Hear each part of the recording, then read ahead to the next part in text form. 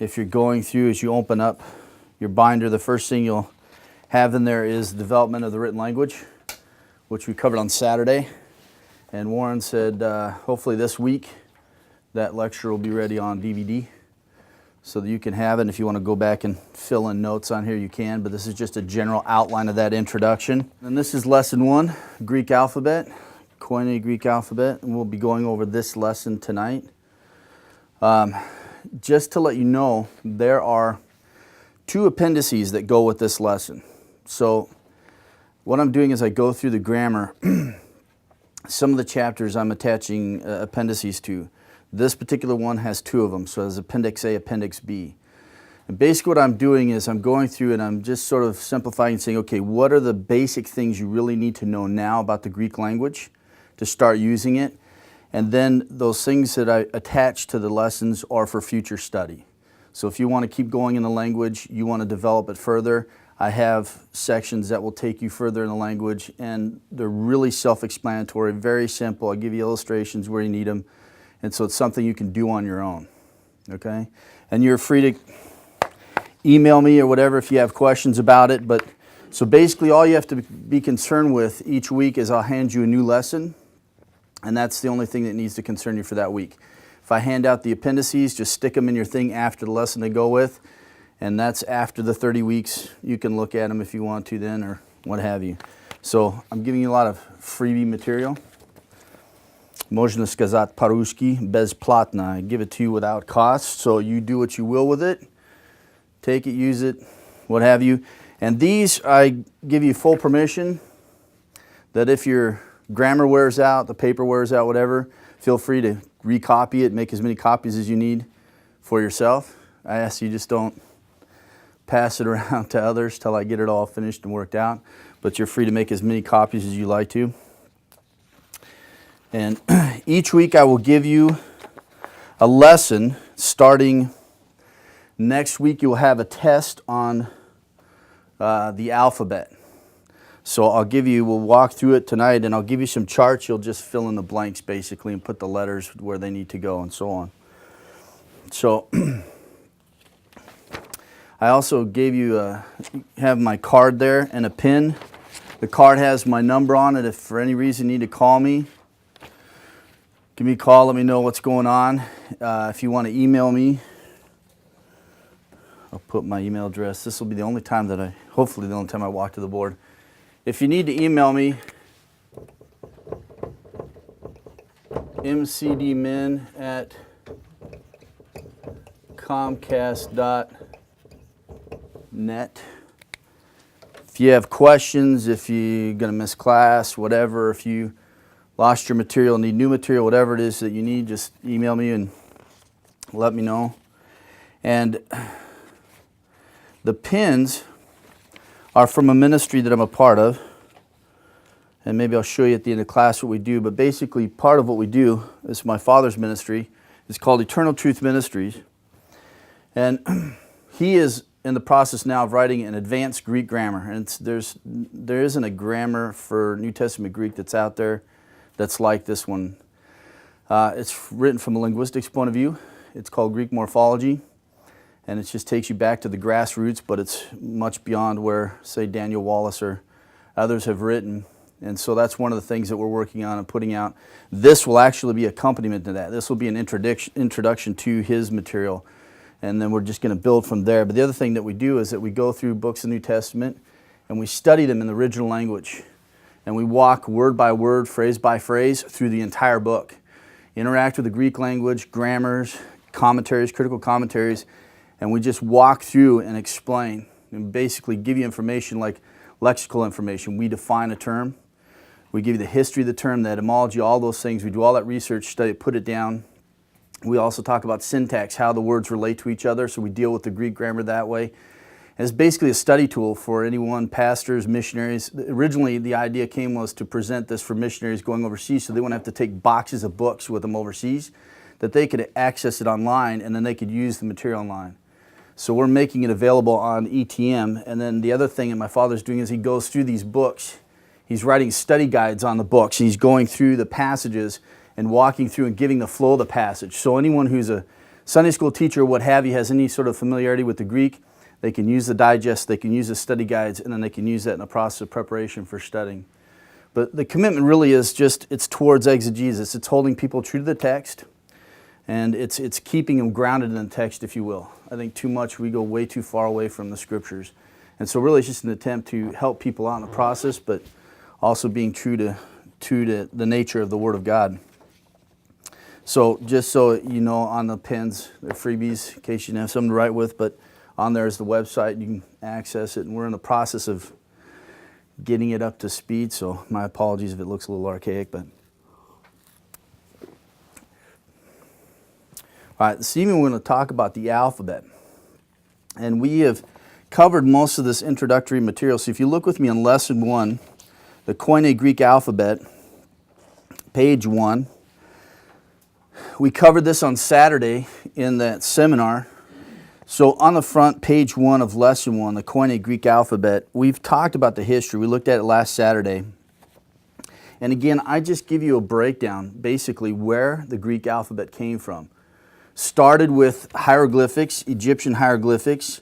The Phoenician people, who were a Bedouin people, they lived in the Sinai Peninsula. They are the ones that took over this Egyptian hieroglyphic system, and it basically was a syllabary at the time when they took it over. They utilized that for their letters, for their alphabet. That's amazing, because if you think about our nation as a whole, we think about, well, you know, we've got a written form to our language. There are a lot of languages out there that do not have written forms to their language. It's spoken, but it's not written. And it's interesting when you think about our kids when they grow up, right? They don't learn to read and write, but they learn how to speak it first. So there is a phonetic system, a vocalic system, if you will, to speech, but then there is a writing system. So the Phoenicians had a phonetic system. They could speak the language, but they wanted to be able to communicate it in writing, and so they borrowed this syllabary system from the Egyptians. They adapted it to their words, if you will, the sounds that they were making, and they developed a syllabary for it to communicate these, if you will, these sayings into writing and to express their thoughts and ideas and so on. And that's really the process of language. My cousin is heading to Africa, and he is going to be ministering to a tribe. He's 52. He and his wife were overseas for 13 years in Kenya doing a pioneer ministry. They're now heading back over there to work with a Muslim people group in Africa. But the interesting thing is they have a spoken system, but they don't have a written system. And so hopefully they're anticipating that sometime down the line they'll be able to develop a written system for their language so that they can have the Word of God in writing. I mean, it's a privilege that we can open up the Word of God and read it. Sometimes I think we forget just how much of a privilege that is, that we can access it on a daily basis and read it when there are people who don't have it at all and won't have it for years to come. So it's a very unique thing that we have. It's a special gift. But again, the alphabet started with the hieroglyphics. It moved to the Phoenicians. Then the Greeks borrowed. The Phoenicians were seafaring people. They were Bedouins of the desert, and then they moved towards the coast, and they became Bedouins of the sea. And they were traders, and so they traveled everywhere. Wherever they went, they took their influences. The biggest influence they took was the alphabet that they used, or the syllabary. And they spread it abroad. The Grecian people took over this syllabary. They took it and they made it an actual alphabet. So basically you'd have a combination of letters that would represent a particular word. Well, then they reduced it down to each letter had its own phonetic value. And in English, that's what we have. And basically that's where we got our alphabet from. So the Greeks took it and refined it from a syllabary to an alphabet. Then it was passed on to the Ionic, then the West Greek, and then the Etruscans to Latin, and then to us. And we'll see, I basically had to make my own Phoenician script, but I'll show you where we get some of our letters from. One of the beautiful things was the vowels that the Grecian people developed for us, because originally the Grecian people, the Phoenicians, didn't have an alphabet, or they didn't have vowels, they had all consonants. So we'll talk about that when we look at it. So basically this is just a diagram on page 1 of the breakdown of the flow of where we got our written form of the language, and it's very condensed, very simple. And there are some other letters that were added later, but basically in Athens in 403 BC, it was established by law that they were going to use the Attic alphabet as the standard alphabet for the Grecian people. And essentially it actually came from the Ionic people. And they were the first, if you will, the first migration to come. But they borrowed it from them, but they established it that this Attic alphabet was going to be the key alphabet for the Grecian languages. In 403 BC, they passed this law. Then it was after that, in about 357, 358, that Philip of Macedon got the idea of uniting the Grecian people and wanted to establish a world empire. And so these are steps in the process, but really it didn't all fully take place until Alexander the Great came. His father was assassinated. He started to unite the people, and Crenides, which he named Philippi after himself, and he established that as his capital. Basically, the people who lived in Crenides, they were being pressed from the north by the Thracians, and so they besieged Philip to come in and help them out and push these people back. So he came in and did that, but while he was there, he found that the place was rich in timber, but was also rich in gold. And so he decided that he was going to coin his own money, put his face on it, he was going to unite the Grecian people, and he was going to make his own empire. He was assassinated, and so his son at the age of 19 took that vision on for himself, and he went to conquer the world, and essentially that's what he did, and he spread the Greek language everywhere he went, the Greek culture everywhere he went. And so basically this is the first inroads, if you will, this unification was in 403 BC. They established law that this was going to be the alphabet they were going to be using. And we'll talk about it because it's built off of the Semitic alphabet. And even some of the names are still retained, but you can start to see some of the symbols. Now, typically on page 2, if you look on page 2 of lesson 1, this is the typical approach to the alphabet. And this is how we're used to viewing it, essentially. So essentially, this is how normally we look at the alphabet. And this is how we study our alphabet. And this is the traditional way. We learn a little rhyme, A, B, C, D, right? And we have that little ditty that we sing with our kids, and they learn the alphabet. I want to teach you the alphabet in a different way. I want to teach you from a linguistics point of view. And really what it's going to do is it's going to help you in the understanding of the Greek language. It's going to make it a lot easier to figure it out. But basically, this is the typical, if you will, the typical approach. And I'll show you that when you look on the form here, there are two different forms. The first form that you find in the first column, it's the capital form. Now originally, it was all written in capitals. There was no lowercase form. It was all capital letters, okay? Then they developed what we call the cursive system. They wanted to expedite their writing, and so they went from capitals to these lowercase letters, if you will, so that way they could speed up their writing. It's like we have our printing and then our cursive. So that's essentially how this lowercase form came, and then we have a print form that they use to print the Bibles and so on. But it all started with capital letters. And that's where it originated from. In the next column, if you look at it, the Greek name, this is the names that were given to the letters, and it's basically taken off of the Semitic alphabet. When we have Aleph, Beth, Gimel, we have Alpha, Beta, Gamma. Okay? So basically, they just took over the names essentially. Tau is exactly the same. Tau in Greek is exactly the same as it is in the Semitic language, and it is for Hebrew, and it comes from the Phoenician. So all of these names are borrowed from the other, so are the symbols borrowed from the Semitic language. So in the second row you have the Greek name, and then the last one you have the pronunciation. Now this is the Erasmian pronunciation, okay? So I give you basically English terms that represent that sound for that letter, okay? And this is how you're going to learn how to say it. This is how everyone learns how to say these letters, but this is not how they were spoken at the time of Christ. This is not how they were all spoken in the writing of the New Testament. So I'm going to reteach it to you. It's okay to learn it this way. Go ahead and learn it this way. Just, work through the pronunciation of it, but I'm going to reteach it to you, if you will.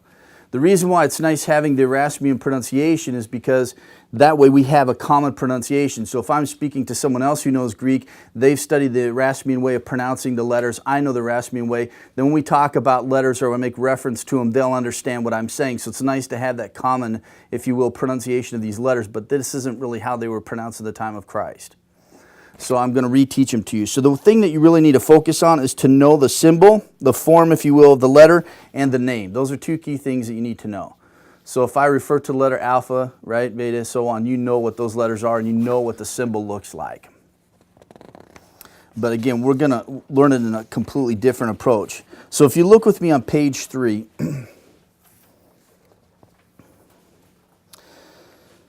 the phonetic approach to the alphabet, this is how we're going to deal with it. And Dana and Mantia put the quote here, language is merely a series of, if you will, languages and originally spoken, so that letters are arbitrary symbols invented to represent sounds, And vocal sounds are made by contracting the vocal cords so that they vibrate as the breath passes through them. And we'll talk about the issue of the positioning of the mouth, but Dana Manti go on. The varieties of enunciation are secured by varying the positions of the organs of the mouth. We're going to talk about the alphabet in this way. We'll talk about point of articulation, flow of breath. This isn't how we learn the English alphabet, but if we did, it would radically change our comprehension of the English language. We wouldn't have to make up so many different rules on how letters work to each other when we put them together. And so this is going to help you in the long one with the Greek language, but essentially my dad summed it up this way: language is merely a series of signs and symbols by which we communicate. And that's really what they are. From pictograms to alphabet, that's what letters are. They're just signs and symbols to express a phonetic value. That's all they are. And that's what we're going to start from. So we're going to start from the grassroots and work up. The nice thing is that not only are you going to learn about Greek language, you're going to learn about your own language, you're going to learn about different languages. And if you have any desire to learn any other language beyond this one, it'll be a great base for you to work from. Okay? So the phonetic approach to the alphabet. First, we're going to deal with the consonants.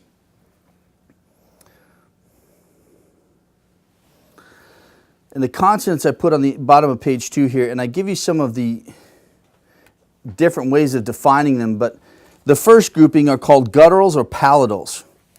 And the brief definition is the back of the throat is closed at the soft palate. Then we have alveolars, and they're not dentals, they're not linguals. Many of the modern Greek, New Testament Greek grammars refer to them as dentals. They're not dentals, okay? They're alveolars, and I'll explain in a moment. The tongue is breaking away from the alveolar ridge at the back of the teeth, and then we have labials, closed lips, then explode open with a sound. So these are the different classifications of the alphabet, if you will. And basically, if we just looked at the traditional way of looking at an alphabet, we'd look at it and say, well, it doesn't make any sense. Why is it put in this order? It's just the order that we received in from the Latins, from the Etruscans, from the Phoenicians, and so on, and it doesn't make any sense. But if we look at it from a linguistic point of view, all of a sudden it'll start to make sense to you. And why we approach it this way is because when you start putting letters together, when you start forming Greek words, it's going to make changes in the letter forms. And so oftentimes what you're having to do is memorize lists of these different forms of this one word instead of just knowing how it works. So you spend a lot less time having to memorize if you approach it this way. Plus you get a better understanding of how it all works. So I'll explain to you, but this is how we classify it, the Sanskrit consonants. If you notice, Sanskrit has gutturals, it has palatals, cerebrals, dentals, and labials. Now the Greek alphabet isn't as extensive as this is, okay? And I give you on page 4, if you want to turn there, on the top of the page, I give you a chart for the Greek alphabet, and we're going to walk through that together, and then we'll walk through the vowels. But the Sanskrit alphabet is a lot more extensive. It is, if you will, the oldest language, Indo-European language, that we can study comparatively. Panini wrote an amazing work on it. He was a comparative linguistics scholar, and he wrote a bunch of work on the Sanskrit language. There's a lot of materials that we can draw from. There are older, if you will, Indo-European languages like Hittite and Trocarian, but we don't have a whole lot as far as the spoken aspect, because it doesn't exist anymore as a spoken language, and we have few fragments of it in written form, and so it's hard for us to make a comparative study of it, but enough to know that it's a part of an Indo-European family. Sanskrit, so, is the oldest one that we can use for comparative methods, and so often in this class we will keep looking back to Sanskrit. But basically this is the breakdown of it. So gutturals, let me explain to you gutturals. Gutturals and palatals. Guttural is more at the back of the throat, the velum. It's that soft material back towards your tonsils, right? You go back part. In Hebrew they have a lot of guttural letters, cheth, where you're pushing back on that soft palate back there on the roof of your mouth.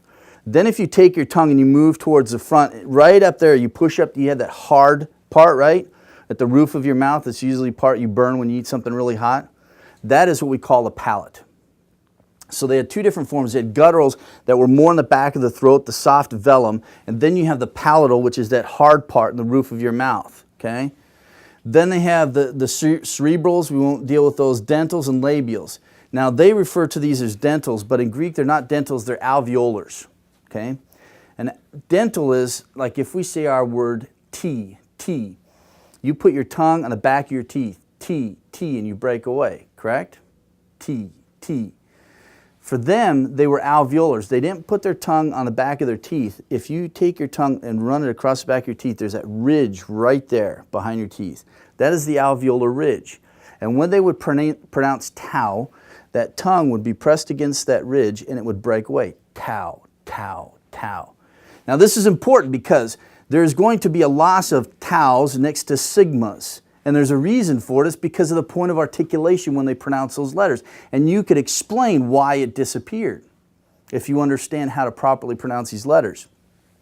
So we're going to work off the Sanskrit, but essentially this is how it is. Then you have unvoiced, unvoiced aspirate, voiced, voiced aspirate, and then nasals. And we're going to walk through all of these in regards to the Greek alphabet. So here we have gutturals, alveolars, and labials. Now labials then is right here, lips. Ba, ba, ba, ba, pa, pa, pa, pa, fa, fa, fa. Now it's interesting, if you watch language, watch closely kids. It's really funny to watch them develop, okay? It's fun to watch them learn how to speak because the first phases, when I watch my twin boys coming up, the first phases are they make sounds that sound like words, but they're not actually pronouncing all of the letters to that word. They're not making all of the phonetic connections, but enough that you can figure out what he's saying. Mama, papa, right? He's not defined, but I can still get a sense of what's going on. Over time, they become more defined. But it's interesting because you can start to see the amazing thing about language and you can trace these things. So one of my boys, Rory, he comes to me and he hands me a shoe and he wants me to put it on his foot, okay? The F in our language is a dental labial, and it's a fricative. Fricative means that you can go f and breathe out air as long as possible, okay, before you make the letter. F. So F is a fricative, but it's a dental labial. So when we say F, foot, we put our top teeth on our bottom lip. Foot, foot. So Rory comes to me and he can't quite make that phonetic connection yet. Okay, he can't make a dental labial, but he comes to me and says, Daddy's shoe, put, put. Now it's a P, it's a bilabial, but it's still a labial letter. So it's still related to foot, F, it's a labial, but he can't do that dental lip thing, so he just does both lips together, and he says, put. But see, we see this happen all the time in our language. We even see changes in our own language, in the English language, right? We see conversion of even definitions to terms, right? Dude, that was bad, right? We're redefining terms. So all of the things we'll talk about in this class are things that happen all the time around us. We just aren't conscious of it all the time. So basically, this is how we walk through it. So we have gutturals, alveolars, and labials. So let's walk through the different letters, if you will. The first we're going to talk about is unvoiced, and then we'll talk about voiced, okay? So we have gutturals. They use the soft velum or the palate. The alveolars is that ridge behind the teeth, and labials are the lips, okay? Now when we talk about unvoiced and voiced, and I give you definitions on page 4 in the middle here. So unvoiced, also known as surds, meaning hushed, means without the vibration of the vocal cords. So if we say TH in the word thin, okay, or this, when we talk about that which is unvoiced, there's no vibration or very little vibration in the vocal cords. Now when we speak, we know we use our vocal cords. You can't talk without using vocal cords. But there are some letters that we say in which there's a strong vibration in our vocal cords, and there's other times when there is a very slight vibration that you can't even sense it. It's like if you blow air into a balloon and then you just pull it like this, right? And you tighten up the stem of it, right? When you pull it tight, there's that whistle and light vibration. Kids love to do that, right? To drive you crazy with that noise. Or then if you slacken it, more air passes through and there's less vibration. That's what's happening with your vocal cords. So when I talk about the unvoiced and I look at a kappa, kappa, k, k, k, k, there's very little vibration in my vocal cords. You can't even hardly sense it. K, k, k. But if I say a guttural voiced, g, g, g, see, I can hear the vibration, right? So they're both gutturals because I'm using that soft palate in the back of my throat, the velum. K, k, g, g. Okay? One is unvoiced, the other is voiced. One I have very little vibration in vocal cords, the other one I have a lot of vibration in vocal cords. And we find this in our own English language. I gave an example last year. My boys were talking about one of them was using the word tingle, tingle, okay? But how he was pronouncing it, it sounded like he was saying tinkle, tinkle. spelt almost exactly the same except for one has a G, the other one has a K. The reason why it's different is because one he's using his vocal cords, the other one he's not using vocal cords, and that's the only distinction between the K and the G in our language. One is unvoiced, one is voiced. So the same thing with Greek. We have kappa, unvoiced, gamma, voiced. And all of these things have an impact on the change of letters as you put them together. So alveolars. The alveolar unvoiced is tau. This is the letter tau. And it's not said like RT. We don't put our tongue on our teeth. We put it on that ridge. Tau, tau, tau. Okay? And it is unvoiced. There's very slight vibration in the vocal cords. The voiced one is delta. D, d, d. You put your tongue on that alveolar ridge, you break away from that ridge, but you have vibration in your vocal cords. D, d, d. So, t, t, d, d. The other is the labials, and here is our unvoiced p, p. And we all learn this, you take math. This is pi, p, pay, but p, p, p. It's a bilabial, put both lips together, and you explode out air when you say them, p, p, p. But there's no vibration to vocal cords. Then when you come to the voiced, this is beta, b, b, b. Also bilabial, but in this one, you're going to vibrate your vocal cords when you pronounce it. Now, in the development of the language, these, if you will, unvoiced letters are going to be used to make a different sound, if you will. And these are the letters that we learn, chi, theta, phi. Okay? And so we learn them. The middle one, the alveolar, this is theta. And we've probably seen this symbol before. Chi, we've seen this before, I'm sure, for some of us. If you've gone off to any kind of university, secular, you'll have a bunch of the Greek alphabet used in regards to naming of sororities and other places like that. And the last one at the bottom there, the labial aspirate, is phi, phi. Okay? Now this is traditionally how we learn they're pronounced. Chi, theta, phi. Okay? The interesting, the name for the first one, chi, we have in Hebrew we call chiastic structure.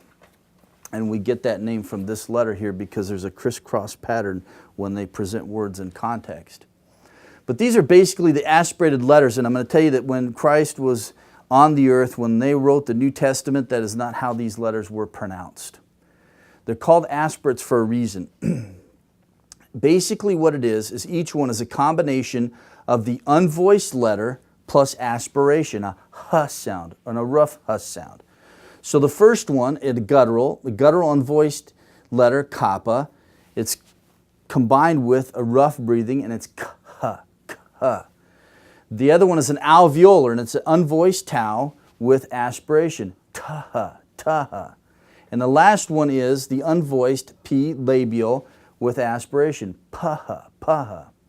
Now we can see this when we look at Latin manuscripts and engravings when they would transcribe or transliterate, say, the name Philippi, they would put Pilippi, because they understood that this is how the letters were pronounced. It was basically, if you will, an unvoiced letter with aspiration. They would just deaspirate it and they would give the unvoiced letter. And sometime later I'll show you how we can see this even in English, the history of it. So basically these are the letters, kaha, taha, paha. Now this is where it started. Started with the Phoenician alphabet. And this is the letter in the Phoenician alphabet for cheth. And it was a guttural and was for the back vellum, and it was very harsh, and it had an aspirated element to it, okay? So basically over the development of the Greek language, they started to take this symbol over and utilize it for this rough breathing. And they would use it in combination with those unvoiced letters. So in primitive Greek, basically what it came to was this. It had this huh sound, this aspiration, if you will. And all they did was just refine the symbol, if you will. And then early Attic, which was the base for the alphabet for all the Grecian languages in 403 BC, this is what it came to, was it looks like our letter H. This is where our letter H came from in our alphabet. It came from this symbol right here. So we use this symbol. They also kept this symbol. Not only did they use it for aspiration, but they used it for the capital letter eta. So what they would do is they would combine your unvoiced, if you will, letter with this aspirated ha. And so these are the letters, kaha, taha, paha. And if we put it in English, the first one would be like if we put the K and H together in blockhead. kh, blockhead. And so this is how they would pronounce them. And, you know, I tell you this now, just let it sit, okay? Because some of these things, basically, I'm just planting seeds, okay? Down the line, you'll see the fruit of it when we come down the line later and we start looking at putting words together in the language, all right? So basically, I'm planting seeds now. I'm going to keep watering those seeds, and eventually they're going to grow, okay? So just take it in, let it float around. It'll all find its place over time. Just trust me, but it'll work. So this is how it was pronounced. Then we have taha, which is like our th in pothole, and the other is peephole, paha. So this is how they pronounce the letters. So basically what it is similar to the Sanskrit. We have the unvoiced aspirate, we have the unvoiced aspirate, and we have the unvoiced aspirate, if you would hear. And basically it's just taking the unvoiced letter, putting aspiration to it, and that's how it is. Now you'll notice that the Sanskrit develops it even further. They have voiced and voiced aspirate, but the Greek never developed that far.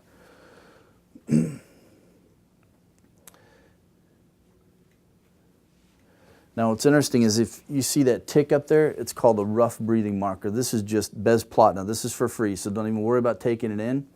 But that H symbol, okay, historically what they did was they took that unvoiced letter, like kappa, and they would put that H symbol next to it, and that aspirated, and it would be kha, okay? Then what they ended up doing was they took that H symbol and they split it in half.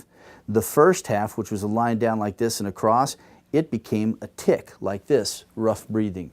The other side of that H, it became a tick this way, which you call smooth breathing. And you'll find those in your Greek text, but that's where they came from. They came from this letter. So essentially this is all it is. It's just unvoiced letter and aspiration when you pronounce it. Then it developed even further. We have sibilants.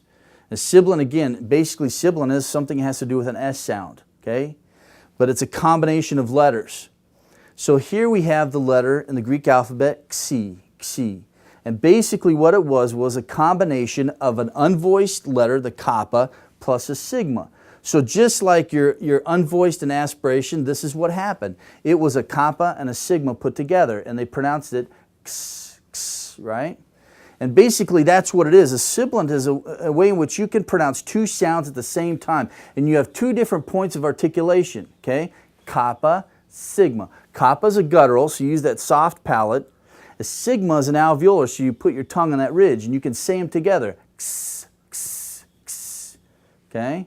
Now this is important now. This is important in foreign language. So you're basically making two sounds. You have two different points of articulation, and you can do them at the exact same time and make this harmonious sound. X, x, x. So it's a combination of kappa and sigma, and then they develop that symbol, which we see to represent that sound in time. Here's another one. This is the letter psi, psi, okay? This is a combination of your unvoiced P plus sigma. So it's a bilabial, p, p, P, right? And then we have the sigma, which touches the alveolar ridge, and it's ps, ps, ps. So I can use both points of articulation at the exact same time and join these two sounds together, ps, ps, and I can say them simultaneously, okay? Now you might ask, well, didn't alveolars have a sibilant? They did at one time, but this is what the sibilant is now. It's just sigma. Originally, it was like the others, an unvoiced tau plus sigma following it, okay? But let me show you what happens. Xi and psi, okay? The guttural sibilant and the labial sibilant. You have two different points of articulation. You can use them both at the same time. X, x, ps, ps. But when I come to tau and sigma, they're both alveolars. So when I say tau, tau, right, I break away from that alveolar ridge. When I say sigma, same thing. And when I try to say them together, s, s, the tau, ends up blending into the sigma. And so basically what happened was what we call linguistically, it was regressive assimilation. The tau became a sigma, it just blended into the S sound because they both have the same point of articulation. Tss, tss, tss. And so when they're speaking and they're expediting, they would blend right from one letter into the other because they had the same point of articulation. It just became sigma as they pronounced it, which later then changed the spelling, and they started dropping the tau, if you will, is what they say in some grammars, but basically what it did was it assimilated with the sigma. And so essentially what you have now for alveolar sibilant is sigma. Now we classify zeta in there because it had a DZ sound, but it's not technically, if you will, a sibilant like all the others because it's built off of a voiced and a sigma. We classified in the chart. So I have it there in your chart on page 4. We have the letter zeta because it not only has a z sound at the beginning of words, but in the middle of words it has a DZ sound, z, z. So we have the word in Greek sozo, sozo. This letter is in the middle of the word and has a DZ sound when you pronounce it. So it's a sibilant in one sense, but it's not technically like the others because it's not built off an unvoiced and a sigma. It's built off a voiced and a sigma. So that is the alphabet. We're going to take it further because if you look at the bottom of page 4, we have what we call liquid letters. Now the reason why these letters, and there's only 4 of them, they're referred to as liquids because of the flow of breath when you say them. Lambda, mu, nu, rho. It's a very soft flow of breath when you pronounce them. Now, the mu and nu, the 2 middle ones there that are listed for you, the 2 middle ones are also nasals, and we'll talk about that in a moment. But basically, these are all, if you will, liquids because of the ease of the breath when you say them. Lambda, mu, nu, rho. There's nothing harsh about it. Nice flow of breath. And actually, the lambda and the rho, the first and the last letter, are actually what we call laterals. Because not only is the flow of breath very smooth, but the breath goes around your tongue. Lambda, rho. And so when you say them, your tongue sort of creates a blockade and the breath, the air, goes around the outside of the tongue. So they're called laterals. Okay? But these are the liquid letters. And these are important because I give you, this is your first rule. Highlight it. It's down on the page, bottom of page 4. Here's the rule. Liquids and sigmas do not go together. Okay? They just don't. This is one of the rules that's going to carry you through a long ways in the Greek language. It's something that you need to know. It's crucial. And we'll come across it over and over again. Liquids and sigmas do not go together. We talked about this on Saturday at the seminar, but basically in the Greek language they started dropping their S's. They started dropping them off the front of the words. They started dropping them off the end of words. They started dropping them off in the middle of words. And when they combined them with certain letters, they started losing them. And it's just the development of the language. And so basically this is a key rule, if you will, that will carry you a long way. Now it's not a law, it's a rule. Okay? There's what we call in language, in linguistics, Grimm's law. Now it is a law, without a doubt.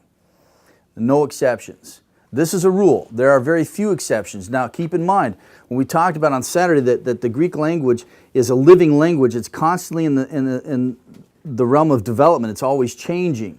Okay? So there are sometimes we'll find the liquids and sigmas might stand together on an archaic form, but the majority of the time it drops out. And that's just the process of the language. I'll give you an example as we go on here. But here, the next classification, we have nasals. So on top of page 4, if you look at our little graph there, and basically this is the chart I'll give you next week on Wednesday. I will give you this chart, and this is where your test will come from. You just fill in the blanks. And I just tell you, don't the test, they're not crucial. You don't get a grade for the class, although I grade your test for you. But it's more for you to just gauge where you are with the vocabulary. And I'll just tell you now, the 2 things you need to focus on the forms, the endings that we talk about, and focus on the vocabulary. If you don't have words, then it doesn't, you're no good, right? We'll learn about the function of these words later, okay? So the first thing is know your vocabulary, and then if we talk about noun endings or things like that, those are things you need to know in these simple rules. Cut down your memorization, but there is some memorization, okay? Those are the things to focus on. And I'll just keep reminding you as we go on. But here are the classification nasals. So whenever I have a voiced gamma, whenever I have it in connection with a kappa, gamma, or a chi in the Greek text, it's going to be a nasal, okay? The first one is going to have an N sound, and it's going to be like our NG in sing, ring, okay? When you say it, You have your breath that goes up into your nasal passage when you say right? Sing, ring. And so that's why we call it a nasal, because the flow of breath is going to be pushed up in your nasal cavity when you pronounce it. So it becomes, if you will, like our NG in English, and it's gamma whenever it's used with a kappa, gamma, or a key. The other nasal is an alveolar nasal. So it's a liquid because of the smoothness of your breath, but it's also a nasal because when you say it, n, n, n, nu, I put my tongue in the alveolar ridge, n, n, and break away from the ridge, but also my breath goes up into my nasal passage, and therefore it's referred to as a nasal. Same thing with mu. So see, this, when you think about it, this is just from observation, right? If we really paid attention to how we said letters, we'd be able to say, oh, I know what that is, I know what this is. You'll find yourself starting to do that with your own language. You'll start picking out these letters and paying attention to how people say them and pronounce them. But essentially all we're doing is just observing what God has given us the ability to do. So this is our labial nasal, mu, mu. It's a bilabial. We put both lips together, m, m, m. And the same thing, our breath flows up into our nasal cavity, and therefore we have nasals. Vowels, okay? These are our consonants. We have vowels. Now the thing about the Phoenician alphabet, they didn't have vowels. They had all consonants. Even their aleph, okay? Aleph, we use it as a vowel. It was a consonant for them. Same thing in Hebrew. When you look at Hebrew, aleph is not a vowel, it's a consonant. And so basically when the Greeks took over the syllabary and they reduced it down to an alphabet, and they gave phonetic value to all of these letters, they used certain ones for vowel sounds. And so we're going to talk about those vowel sounds because it's important.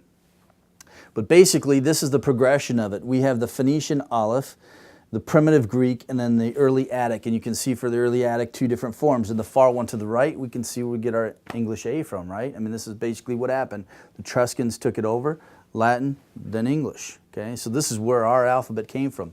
The other letter is He. Okay, so Phoenician, this is how it looked. And basically, as we look at it, if we just flip it the other way, it is our E, and that's where we get the E from. Now remember, because they borrowed it from the Phoenicians and they used the Phoenician alphabet, the Greeks also wrote from right to left, okay? And so therefore, when you look at the primitive Greek and even the early Attic, it was from right to left. Then there was a period what they called boustrophaedon, which is the turning of the ox. It's like if they plowed a field with an ox, they would go up one row, turn around, go back the other row. So that's what they did in writing. They started from the right, went to the left, next row dropped down, went left to right, and that's how they wrote. And eventually it just moved to left to right. So that's why we have the backwards letters. So basically they just took the Phoenician alphabet, they used it for their own, if you will, their own phonetic sounds. They needed a symbol for that sound, and so they found the symbols in the Phoenician alphabet. The other symbol that they borrowed from the Phoenician alphabet for their vowels is yod. Oh, this is interesting. So, should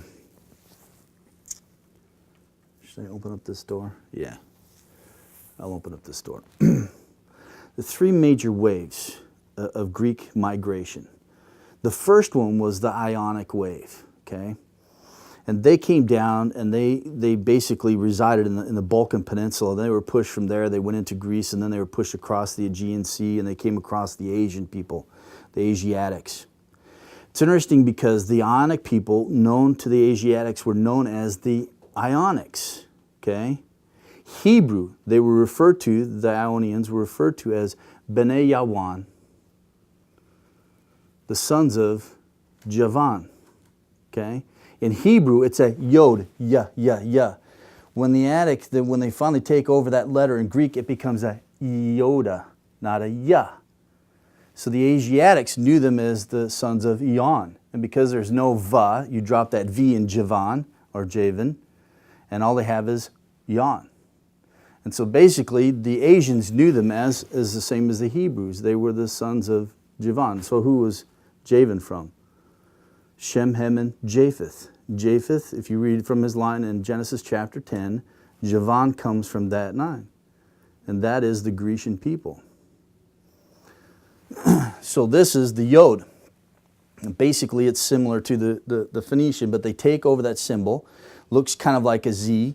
Primitive Greek, they refine a little bit. And then early Attic, it became just a single stroke like this. And that's what their I, if you will, and the alphabet was used from. Ayin suffered no change at all. It just basically became their omicron, their short O sound. And then the wow, which had a W pronunciation in the Semitic alphabet, wa. Now, some people teach beginning Greek or Hebrew, and they teach you that this letter is pronounced vav, and that's how they'll say it. And I think in the NASB, when you look at Psalms 119, that's how they give the letters vav. But actually, originally, it was wow. It was pronounced like a W. The reason why it changed to a V sound is because the Ashkenazi Jews migrated down into Germany. And we have words like Volkswagen, right? So they took over the pronunciation, and the wa became a va. But the early pronunciation was wa. So when they took it over from the Phoenicians, it was a wow, but they used the symbol, but they used it to represent upsilon. Okay? So basically, these are the symbols they borrowed for their vowels, and where we get our A, E, I, O, N, U from. Now, originally, they were all capitals. Then they refined them down for expediting the writing system. They developed a cursive way of writing, and therefore they have the lowercase letters. But essentially, this is where it came from. Now, at the beginning of the Greek, when they started using these as vowels, these signs for vowels, they originally, all the letters across the top represented short and long, just like in English. So we can have a long A and a short A, right? The same was in Greek, but then it developed further where they needed to have a long form and then a closed long form. Now, this is important because you can just look at this chart and recognize different things about it, and I'll just leave you to sort of meditate on it. But if you look at where the letters are listed, where we find them on this diagram, you'll see which ones are short, which ones are always long, which ones are sometimes short, sometimes long. That's observation. But I want to talk to you about the pronunciation of them. We'll start with the O-class vowels first. Omicron, omega, and then we have U, which is a combination. Now, U at one time was a diphthong in early Greek, but hundreds of years before Christ even came, it ceased to be used as a diphthong. It was a monophthong, okay? But basically, we pronounce these letters going from top to bottom. Talk about the positioning of our lips. We're talking about point of articulation. So if we say omicron, okay? Our lips are basically going to be very open. Omicron. And if you turn to page 5 in your notes, you'll have that diagram on the top because we're going to move right and talk about diphthongs. And that'll bring us to the close for this evening. So if we start with the first, it's omicron. Our lips are very open, But if we move to the next one, this is our long. Now our lips are slightly closed. Omega. So we go omicron, omega. Then the last one is lips are very closed, and therefore it's our closed long, oo. So we have o. So as we go down, we can sense the progression of our lips. They start closing up, right? When we say the letters, o, u. If we look at the E-class vowels, we start with, this is the letter epsilon, and this we're talking about the tongue, and it's near the bottom of the mouth, the base of our mouth, epsilon. It's just sort of like a dead fish sitting on the bottom of the sea, epsilon, when you say it, epsilon.